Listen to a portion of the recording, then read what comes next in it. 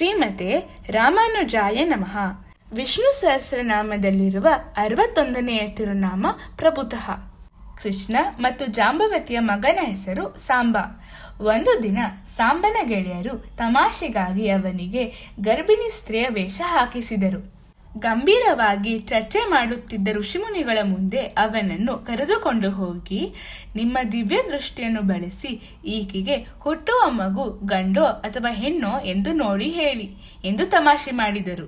ಸಾಂಬನ ನಿಜವಾದ ಪರಿಚಯ ತಿಳಿದಿದ್ದರೂ ಕೃಷ್ಣನ ಮೇಲಿದ್ದ ಗೌರವದಿಂದಾಗಿ ಆ ಋಷಿಗಳು ಮೌನವಾಗಿದ್ದರು. ಆದರೆ ಸಾಂಬನ ಗೆಳೆಯರು ಉತ್ತರಿಸುವಂತೆ ಪದೇ ಪದೇ ಪೀಡಿಸಿದಾಗ ತೀವ್ರ ಕೋಪಗೊಂಡ ಋಷಿಗಳು, ಸಾಂಬನು ಒಂದು ಕಬ್ಬಿಣದ ಆಯುಧಕ್ಕೆ ಜನ್ಮ ನೀಡುತ್ತಾನೆ ಹಾಗೂ ಅದೇ ಆಯುಧವು ಸಂಪೂರ್ಣ ಯಾದವ ಕುಲದ ನಾಶಕ್ಕೆ ಕಾರಣವಾಗುತ್ತದೆ ಎಂದು ಶಾಪ ನೀಡಿದರು. ಸಾಂಬನು ತಕ್ಷಣವೇ ಹೋಗಿ ನಡೆದ ಘಟನೆಯನ್ನೆಲ್ಲ ಉಗ್ರಸೇನನಿಗೆ ವಿವರಿಸಿದನು. ಉಗ್ರಸೇನನು ಈ ವಿಷಯವನ್ನು ಕೃಷ್ಣನೊಂದಿಗೆ ಚರ್ಚಿಸಿದಾಗ ಕೃಷ್ಣನು, ಋಷಿಗಳ ಶಾಪವು ಸುಳ್ಳಾಗಲಾರದು, ಅದರ ಫಲವನ್ನು ಯಾರೂ ತಡೆಯಲಾರರು ಎಂದು ಹೇಳಿದನು. ಋಷಿಗಳು ನುಡಿದ ಭವಿಷ್ಯದಂತೆಯೇ ಸಾಂಬನು ಒಂದು ಕಬ್ಬಿಣದ ಆಯುಧಕ್ಕೆ ಜನ್ಮ ನೀಡಿದನು.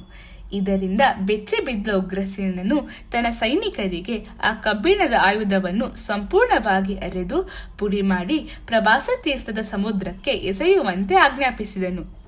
ಆದರೆ ಸಮುದ್ರದ ಅಲೆಗಳು ಆ ಕಬ್ಬಿಣದ ಪುಡಿಯನ್ನು ದಡಕ್ಕೆ ತಂದವು. ಆ ಪುಡಿಯು ಸಮುದ್ರದ ತೀರದಲ್ಲಿ ಎರಕ ಎಂಬ ಒಂದು ಬಗೆಯ ಹರಿತವಾದ ಹುಲ್ಲಾಗಿ ಬೆಳೆಯಿತು.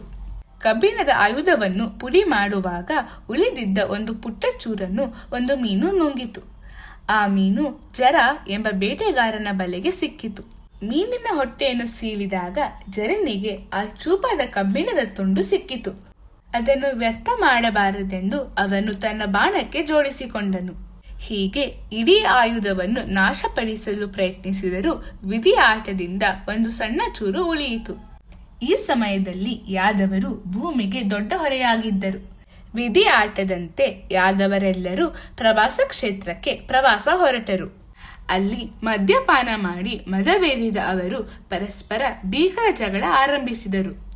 ಯಾವುದೇ ಆಯುಧಗಳಿಲ್ಲದಿದ್ದಾಗ ಸಮುದ್ರ ತೀರದಲ್ಲಿದ್ದ ಕಬ್ಬಿಣದಂತೆಯೇ ಗಟ್ಟಿಯಾಗಿದ್ದ ಎರಕ ಹುಲ್ಲನ್ನು ಕಿತ್ತು ಒಬ್ಬರಿಗೊಬ್ಬರು ಹೊಡೆದಾಡಿಕೊಂಡರು. ಕುಡಿದ ಅಮಲಿನಲ್ಲಿ ನಡೆದ ಆ ಭೀಕರ ಜಗಳದಲ್ಲಿ ಇಡೀ ಯಾದವ ಕುಲವೇ ನಾಶವಾಯಿತು. ಕೃಷ್ಣನು ಒಂದು ಮರದ ಕೆಳಗೆ ಕೂತು ಗಾಢವಾದ ಧ್ಯಾನದಲ್ಲಿ ತೊಡಗಿದ್ದನು. ದೂರದಿಂದ ಕೃಷ್ಣನ ಕಾಲಿನ ಬೆರಳನ್ನು ನೋಡಿದ ಜರ ಅದನ್ನು ಜಿಂಕೆ ನಾಲಿಗೆ ಎಂದು ತಪ್ಪಾಗಿ ಭಾವಿಸಿ ಬಾಣ ಬಿಟ್ಟನು. ಆ ಬಾಣವು ಕೃಷ್ಣನ ಪಾದದ ತಳವನ್ನು ಸೀಳಿ ಒಳಹೋಯಿತು. ಹತ್ತಿರ ಬಂದು ನೋಡಿದಾಗ ತಾನು ಭಗವಂತನಿಗೆ ಬಾಣ ಬಿಟ್ಟಿರುವುದನ್ನು ತಿಳಿದು ಕಣ್ಣೀರಿಡುತ್ತಾ ಕ್ಷಮೆ ಕೇಳಿದನು.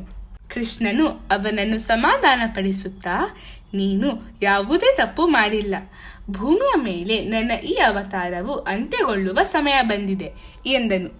51ನೆಯ ಮನುಹು ತಿರುನಾಮದಲ್ಲಿ ಶ್ರೀಕೃಷ್ಣನು ಸಮುದ್ರ ರಾಜನಿಗೆ ತನ್ನ ನೀರನ್ನು 25,000 ಅಡಿಗಳಷ್ಟು ಹಿಂದಕ್ಕೆ ಸರಿಸಲು ಆಜ್ಞಾಪಿಸಿ ದ್ವಾರಕಾ ನಗರವನ್ನು ನಿರ್ಮಿಸಿದ ಕಥೆಯನ್ನು ನಾನು ನಿಮಗೆ ವಿವರಿಸಿದ್ದೆ. ಆದರೆ ಈಗ ಸಮುದ್ರ ರಾಜನು ತಾನು ನೀಡಿದ್ದ ಜಾಗವನ್ನು ಮರಳಿ ಪಡೆದು ದ್ವಾರಕಾ ನಗರವನ್ನು ತನ್ನೊಳಗೆ ಸೇರಿಸಿಕೊಳ್ಳುವ ಸಮಯ ಬಂದಿದೆ. ದ್ವಾರಕೆಯು ಹೇಗೆ ಸಮುದ್ರದ ನೀರಿನಲ್ಲಿ ಮುಳುಗಿ ಹೋಯಿತೋ ಹಾಗೆ ಪ್ರಳಯ ಕಾಲದಲ್ಲಿ ಇಡೀ ಸೃಷ್ಟಿಯು ಬ್ರಹ್ಮಾಂಡದ ಜಲದಲ್ಲಿ ಮುಳುಗಿ ಹೋಗುತ್ತದೆ.